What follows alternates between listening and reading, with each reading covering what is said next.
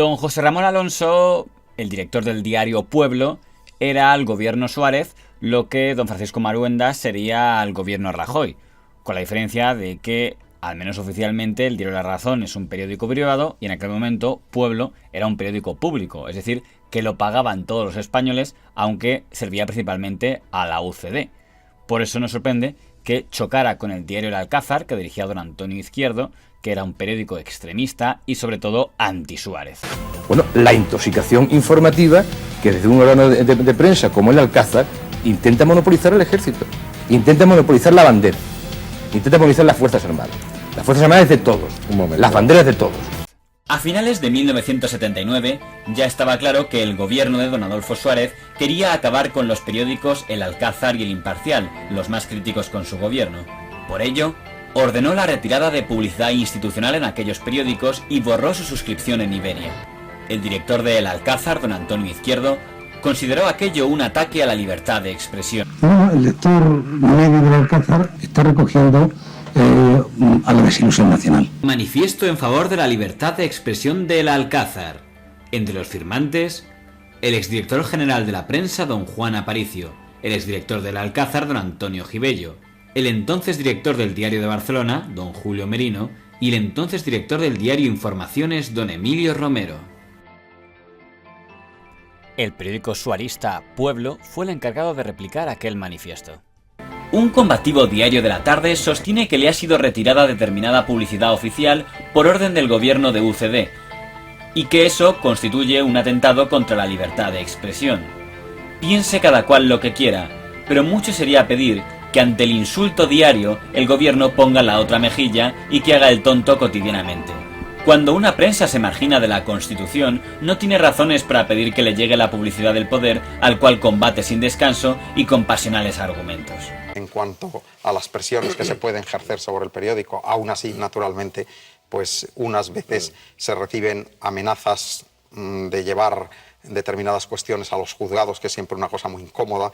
Otras veces se reciben amenazas y se cumplen de que va a ser retirada la publicidad.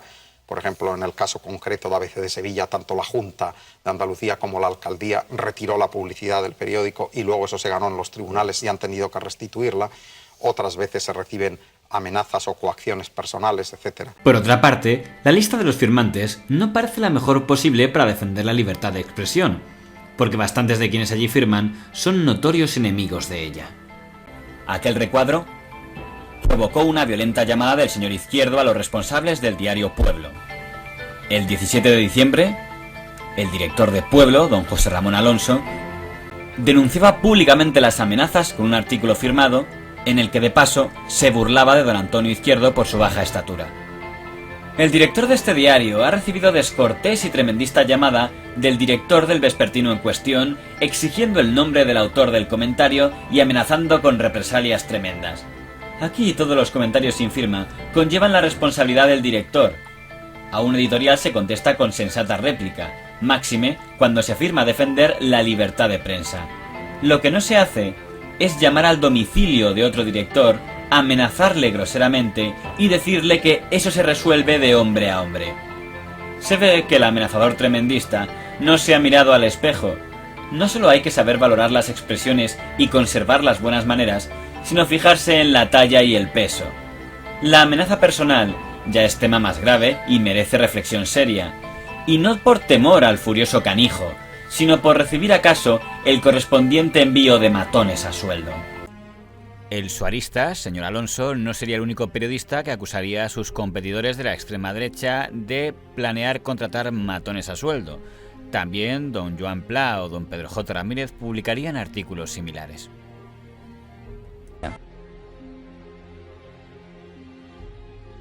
Y me llama la atención, es la que el Alcázar le ha tocado a usted en lo personal muy duramente, que creo entender que eran vecinos, porque dice aquí en este trabajo... Bueno, yo he contado hace no mucho la anécdota de cuando dijeron, no es verdad, nosotros estábamos en el sexto, cuando ellos dijeron que el subdirector del Alcázar, que se llamaba Juan Blanco, dijo que cuando me encontrara me pensaba escupir, y yo escribí un comentario, hice un comentario diciendo, bueno, pues en el ascensor ya sé que cuando alguien me escupa, dice, pues el señor Juan Blanco, como el doctor Livingstone, yo imagino, ¿no? Luego nunca sucedió, pero es verdad que era una situación muy desagradable tener a ese grupo ultra de vecinos. Era un edificio verdaderamente estrambótico, era un